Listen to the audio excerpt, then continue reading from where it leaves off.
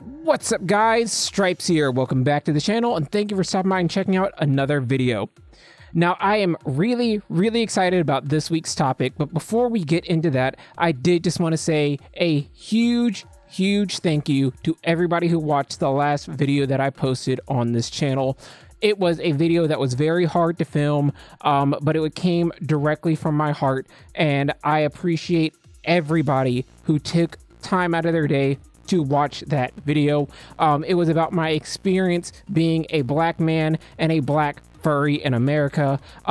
So if you did miss that, you can check that out right up here after this video. Make sure you finish this video first before you go and check that one out.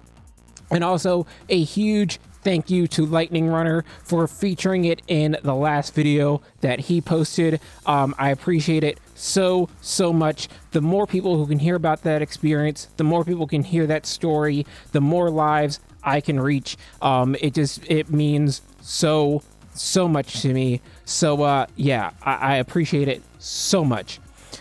Anyway, now that that's out of the way, let's get into this week's topic.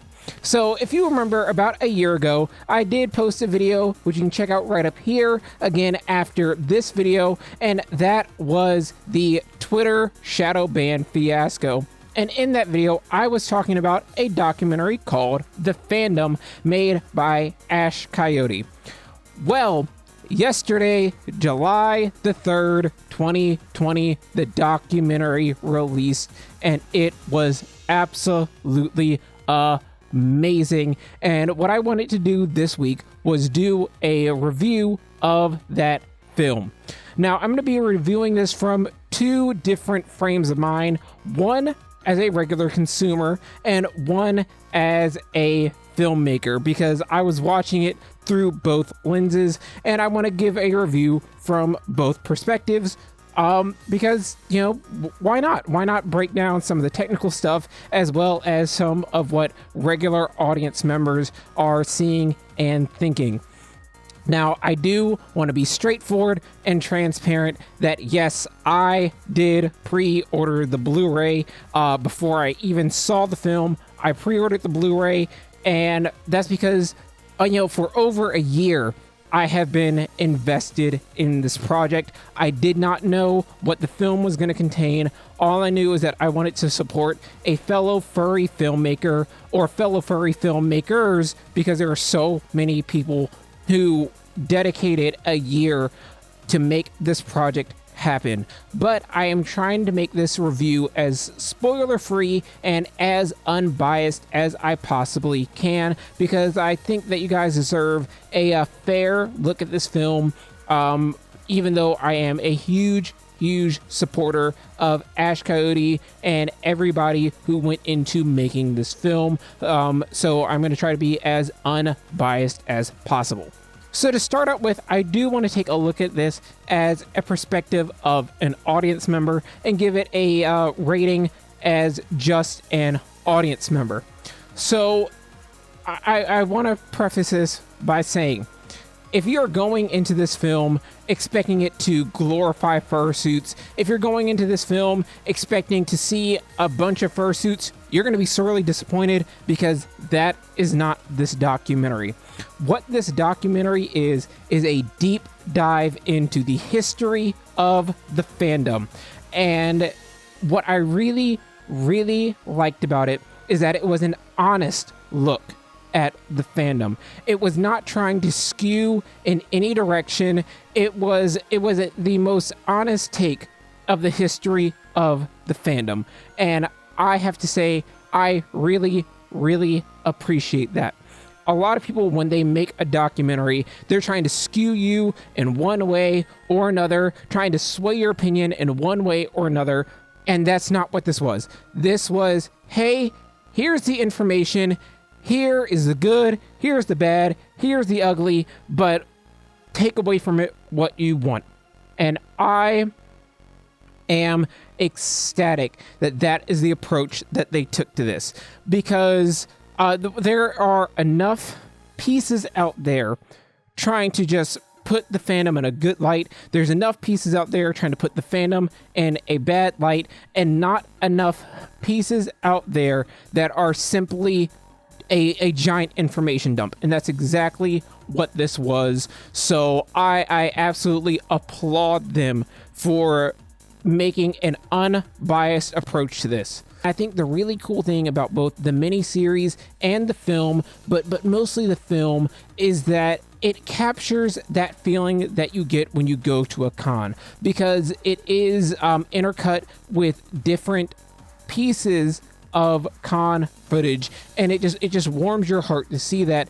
And it's like capturing lightning in a bottle, which is very difficult to do, but I think that they did a phenomenal job of capturing that lightning in the bottle, capturing that feeling of what it's like to be at a convention, and put it in a beautiful package for everybody to be able to share and have in these crazy uncertain times. And I think that is very, very commendable and very, very difficult to do from a film standpoint. So as a consumer, huge applause for them being able to capture that experience, capture that lightning, and harness it into something that is consumable for everybody, that's not just a con rewind video. And it absolutely blew my mind. This is a film that I highly recommend to anybody, whether you are brand new to the fandom, whether you've been a part of the fandom for like 10, 15, 20 years, whether you are completely outside of the fandom and just trying to learn what this is. I highly recommend that you check out this documentary. It was so good, because you got to hear from the voices of con chairs. You got to hear the voices of artists within the fandom. You got to hear voices of DJs within the fandom, and they tried very, very hard to encompass everybody. Now, this is a point that I want to stress. All of the principal photography was done in 2019. So this was way before the Black Lives Matter movement really sprung up heavily in the fandom. So I've seen a lot of contention online that POC furs were not heavily featured in the film, but you also have to remember that back then in 2019, POC furs were not in the forefront of people's minds. And I'm saying this as a POC fur. And again, for full transparency, I was reached out to by Ash Coyote to possibly be featured in the film. It just didn't work out. So it's not that they were not reaching out to POC content creators. It's not that they were not reaching out to POC furs. It's just that between time constraints and budget constraints, as well as where people lived, it was just very difficult to track people down to interview. Now, the other part of this is there were two sets of principal photography. Set one was for the adjunct series on Ash Coyote's YouTube channel. There is, I think it's like a 13-part mini-series that was a precursor to the documentary. Watch it, because it is supplementary to the film. So there will be a link in the description that you guys can check out, so that you can check out the full playlist of not only the fandom movie, but also the fandom miniseries that is on the YouTube channel. I highly recommend watching both, because the miniseries is what I think a lot of people were expecting at the documentary to be, which was interviews with little different sects and little different pockets of the fandom. That's what you get in the miniseries. They are working on a part 2 of the miniseries. So, I encourage you to support them financially if you can. If you cannot support them financially, you can watch the film for free, as well as the miniseries for free indefinitely on Ash Coyote's YouTube channel. So yeah, that's all I'm gonna say about that contention that I was seeing all over Twitter. But yes, they did reach out to POC Furs, and they do want to interview more POC Furs for part 2 of the miniseries. So please bear that in mind when you are watching this film. Now, I can speak more on the technical side of filmmaking, because that's what I do. I am a filmmaker just like Ash Coyote, so I was watching it again through both sets of lenses. Now, from a technical standpoint, again, absolutely phenomenal. The editor, Ash, 2 different Ashes, Ash the director, Ash the editor. Ash did an absolutely phenomenal job when it came down to editing. There were so many match cuts that gave me the absolute chills from a technical standpoint. The color grading, beautiful. The sound design, it was very good. But again, this is something that I noticed. Other people probably aren't going to notice this, but this is an honest review of the film.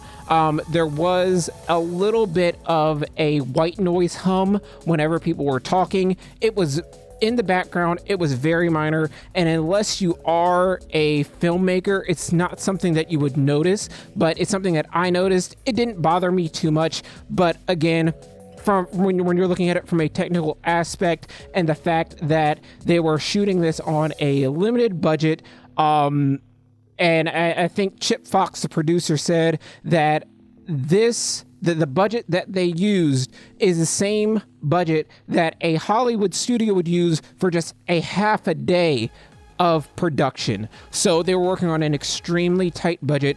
So that little guffaw in the audio, I'm not going to let it bother me, because they did a phenomenal